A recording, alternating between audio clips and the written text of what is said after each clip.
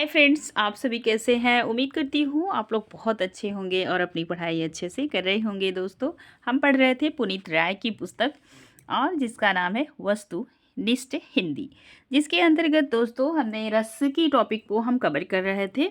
वहीं उसी के आगे से हम अब चलेंगे। चलिए चलते हैं, समय ना बर्बाद करते हुए अपनी टॉपिक पे। हमारा जो है कि एक कथन था कि सरस शब्दार्थ का नाम काव्य है। तो यह कथन किसका है? तो ये डॉक्टर नगेंद्र का कथन है।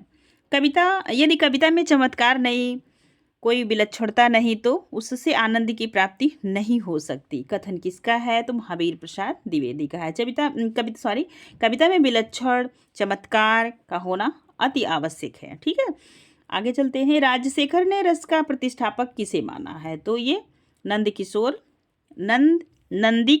को माना है। केशव मिश्र 16वीं सदी ने रस सिद्धांत का नाम आदि प्रवर्तक किसे माना है? आदि प्रवर्तक, ध्यान दीजिएगा, आदि प्रवर्तक पूछा जाए है केशव मिश्र।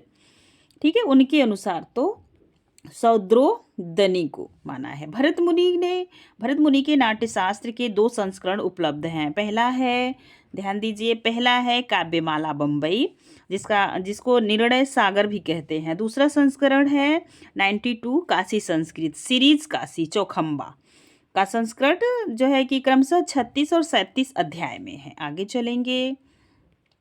भरत मुनि के नाट्यशास्त्र के 2 संस्करण उपलब्ध हैं, ये तो हम देख चुके। आगे चलिए, भरत मुनि ने कितने रस, कितने गुण, कितने दोष तथा कितने अलंकारों को माना। यहाँ से भरत मुनि से हर बार प्रश्न आपको यूजीसी नेट में अवश्य पूछा जाता है। तो ठीक है, रस कितने माने हैं? 8, 10 गुण, 10 दोष, 4 अलंकार। उर डी वाइल है, ध्यान दीजिए। देखिए, अलंकार जो 4 हैं उसको एक जो है कि सूत्र के माध्यम से याद कर लीजिए, URDY।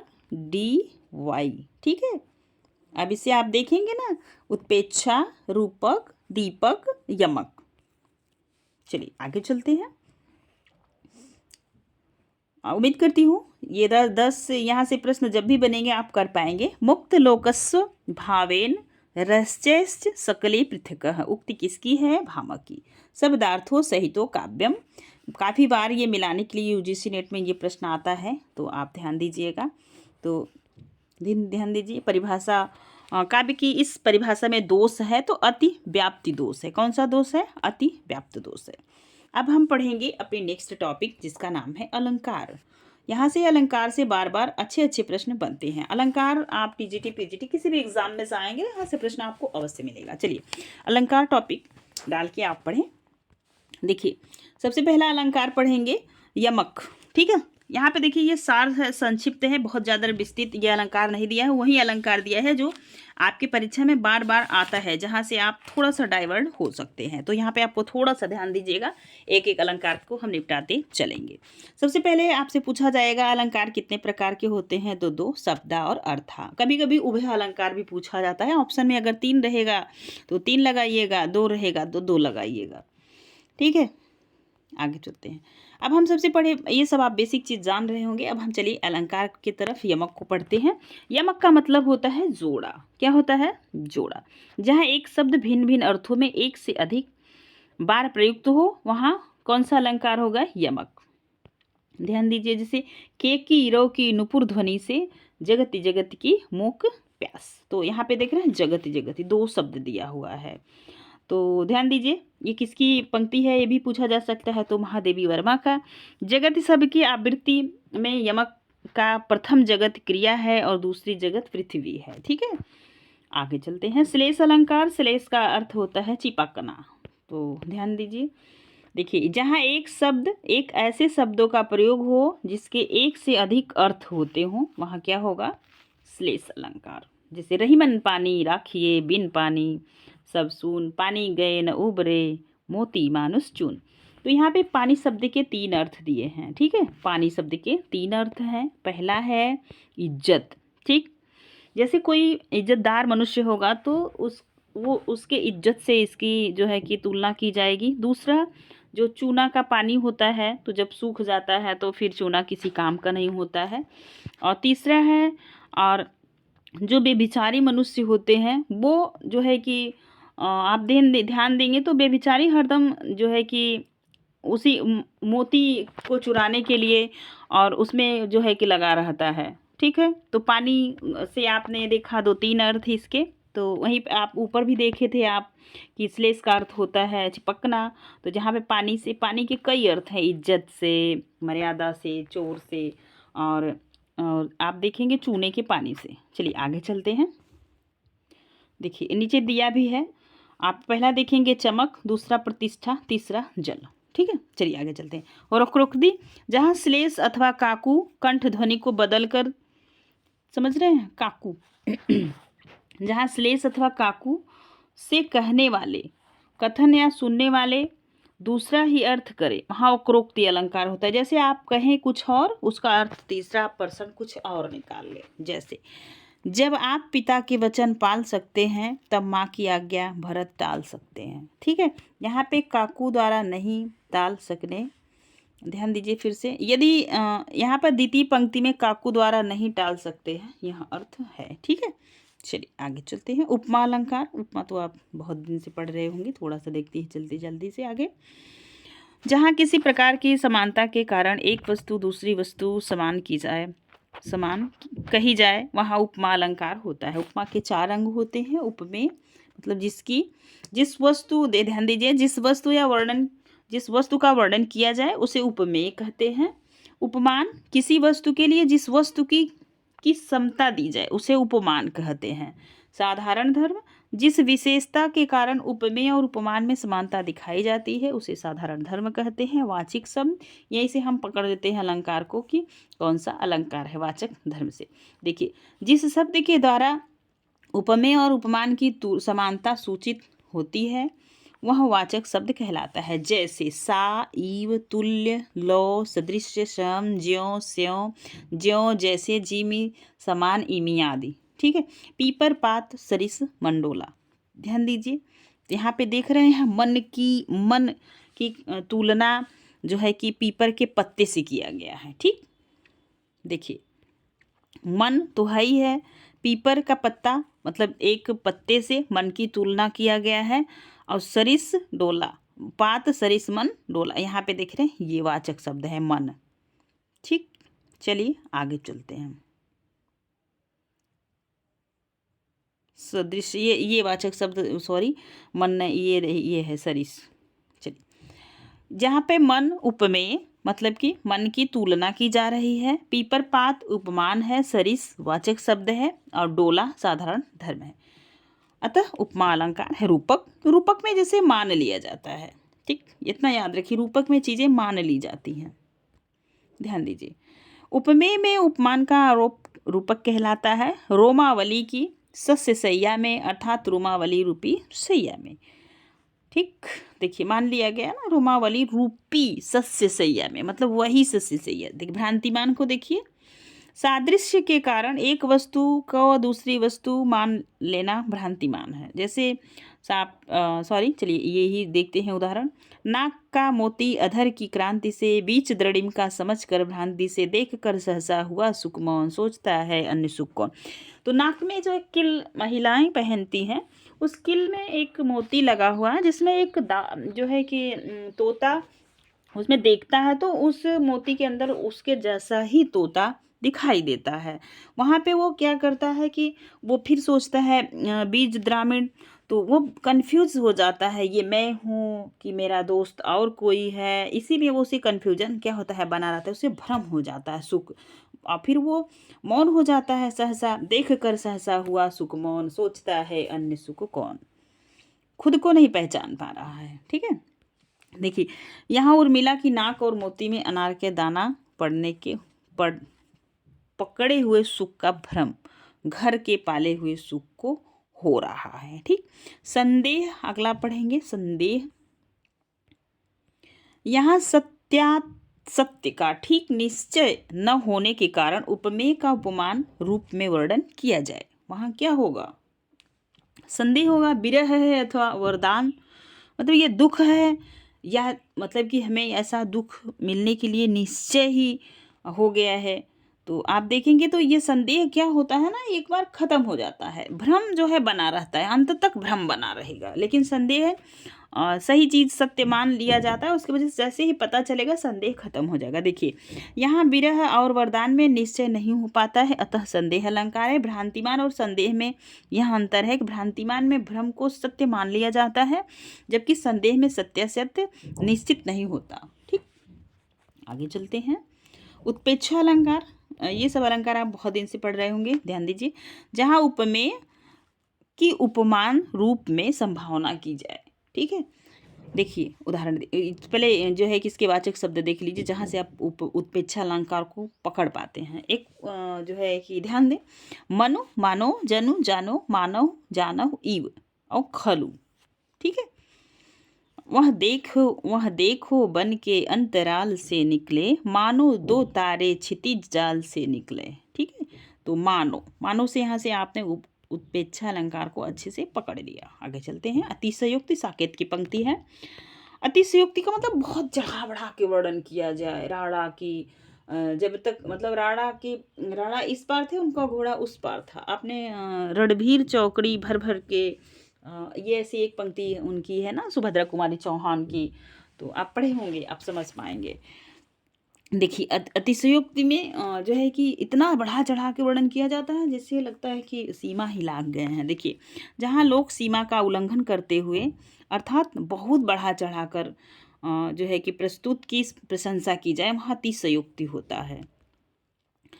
पड़ी अचानक नदी अपार, घोड़ा कैसे उतरे पार, राणा ने सोचा इस पार, तब तक चेतक उस पार। जब तक राणा इसी पार सोच रहे हैं तब तक उनका जो है कि घोड़ा उस पार, चेतक उनके घोड़े का नाम चेतक था, तब तक घोड़ा उस पार चला गया। सोचिए, मन से भी कल्पना से भी ज़्यादा तेज घोड़ा है। आगे चलते हैं, ध्यान दें। अब हम पढ़ेंगे प्रति वस्तुतमा। जहाँ उपमेय और उपमान वाक्यों में एक ही साधारण धर्म शब्दों से कहा जाए, वहाँ प्रति वस्तु उपमा अलंकार होता है। ठीक है, देखिए उदाहरण देखेंगे आप। लसत सूर सायक धनुधारी, रवि प्रताप सन सोहत भारी। यहाँ पहले आप देखेंगे तो यहाँ पहला उपमेय वाक्य और दूसरा उपमान वाक्य, और दोनों में शोभना, यह एक साधारण धर्म लसत सब पकड़ने के लिए होता है ना, सोहत न सोहत, इन दो शब्दों से कहा गया है। आगे चलते हैं। अतः प्रस्तुतमा अलंकार है। दृष्टांत भी बहुत बार, काफ़ी बार एग्जाम में पूछा जाता है। जहाँ उपमेय और उपमान में बिंब प्रतिबिंब भाव हो, वहाँ पे दृष्टांत अलंकार हो, बिंब प्रतिबिंब। ठीक है, देखिए एक म्यान में दो तलवारें कभी नहीं रह सकती हैं, किसी और पर प्रेम नारियां पति का क्या सह सकती हैं। जिस तरीके से एक म्यान में दो तलवार नहीं रह सकती, उसी तरीके से एक पत्नी के होते हुए भी आप दूसरी पत्नी मान लीजिए तो नहीं लाना चाहिए। उसी तरह का भी यहाँ पे कह रहा है, किसी और पर प्रेम नारियां पति को क्या सह सकती हैं। मतलब एक स्त्री होते हुए भी पति दूसरी स्त्री अगर सोचता भी है तो वो भी क्या है, वो बर्दाश्त नहीं कर पाती हैं। चलिए आगे चलते हैं। यहाँ एक म्यान में दो तलवार का रहना वैसे ही असंभव है जैसे एक पुरुष का दो नारियों पर अनुरक्त रहना। इस प्रकार यहाँ दोनों वाक्यों में बिंब प्रतिबिंब भाव है, इसे क्या कहेंगे, दृष्टांत अलंकार। निदर्शना, चलिए निदर्शन, जहाँ दो पदार्थों में भिन्नता होते हुए भी उपमान के द्वारा उनके संबंध की कल्पना की जाए, वहाँ निदर्शना अलंकार होता है। देखिए दो पदार्थों में भिन्नता होते हुए भी उपमान के द्वारा उनके संबंध में कल्पना की जाए, वहाँ पे निदर्शना अलंकार होता है। चलिए देखते हैं। मैं मृगमीन मृणालन की छवि दास उन्हीं अखियान में देखो। इस मृगमीन और आदि उपमान की छवि का आँखों में आरोप किया है, अतः निदर्शन अलंकार है। देख रहे हैं, मृग माने हिरण, मीन माने मछली। हिरण की आँख की किससे तुलना की है, मछली की आँख से, तो यहाँ पे कौन सा अलंकार हो गया, निदर्शन अलंकार। ठीक है, चलिए समासोक्ति, जहाँ समान विशेषणों के द्वारा प्रस्तुत उपमेय से ही उपमान अप्रस्तुत का भी ज्ञान कराया जाए, वहाँ पे समासोक्ति अलंकार होता है। पीली पड़ निर्बल कोमल, कृष देह लता कुम्हलाई, विवसना लाज में लिपटी, सांसों में शून्य समाई। चांदनी के इस प्रस्तुत वर्णन से विशेषणों की समानता के कारण पांडुवर्ण छीड़काए किसी कोमल नारी की प्रतीति होती है। अतः यहाँ पे कौन सा अलंकार है? समासोक्ति अलंकार। विभावना, विभावना में भी देखेंगे, ये भी काफ़ी बार पूछा जाता है, जैसे कि बिना कारण के भी कार्य होता है। चलिए ध्यान दीजिए,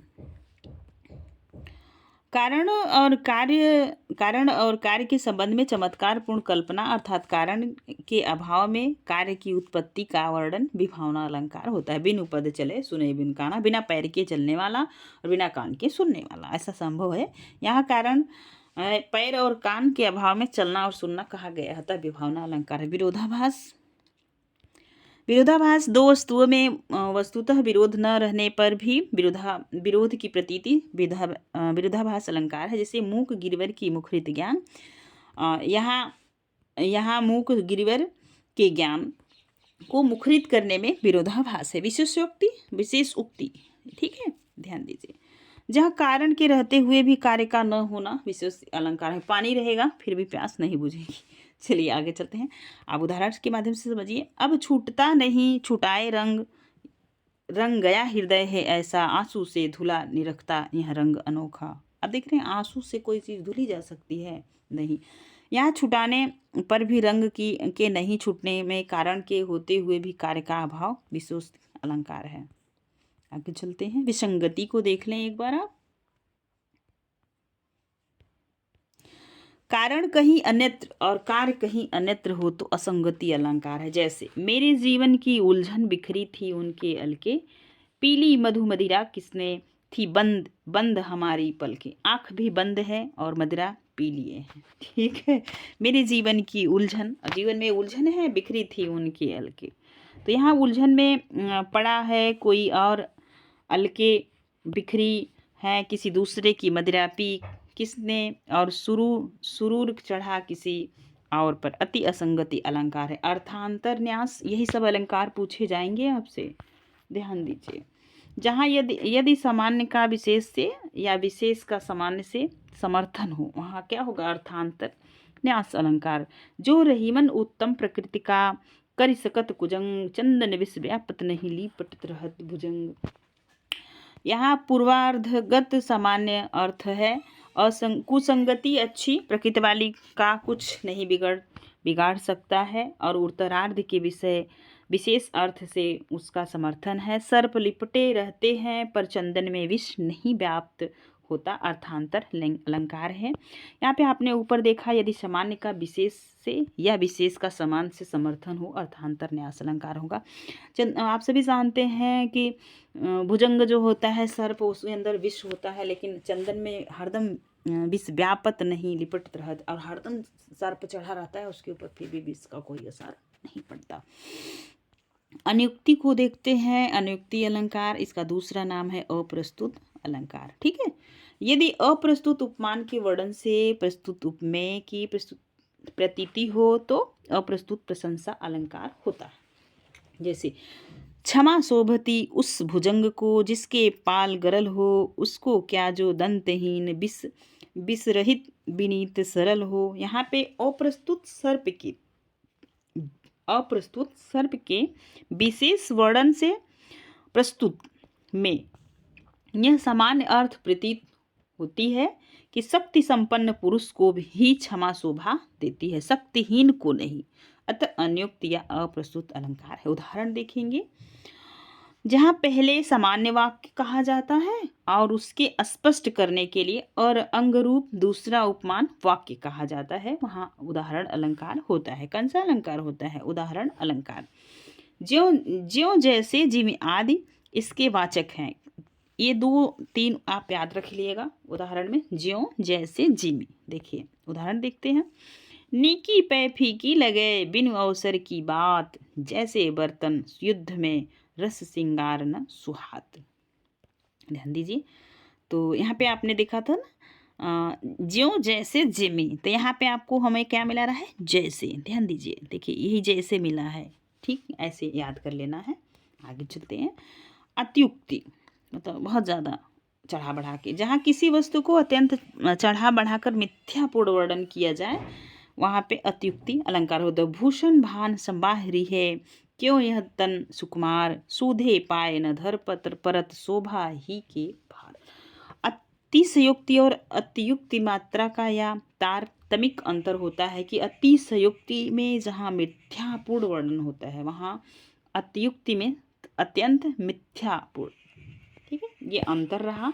और दोस्तों आज हम अपने भारतीय काव्यशास्त्र का जो है कि जो भी भारतीय काव्यशास्त्र लगा हुआ था इस पुस्तक में वो समाप्त हुआ। अब हम पढ़ेंगे पाश्चात्य काव्यशास्त्र। भारतीय काव्यशास्त्र का दोस्तों हम एक प्लेलिस्ट बना दिए हैं, आप बारी बारी से देखें और जो है कि पाश्चात्य काव्यशास्त्र का अलग वीडियो लाएंगे और उसकी अलग प्लेलिस्ट होगी, ताकि आप भारतीय काव्यशास्त्र को पढ़ना चाहें तो वहाँ से पढ़ लें और पाश्चात्य को पढ़ना चाहे तो यहाँ से पढ़ लें। वीडियो व्याख्यान यदि पसंद आए तो प्लीज़ एक लाइक और एक कमेंट प्यारा सा कीजिएगा। आप अपनी पढ़ाई करते रहिए। आज रहा यहाँ तक, इसके बाद मिलेंगे नेक्स्ट वीडियो में। Thank you so much.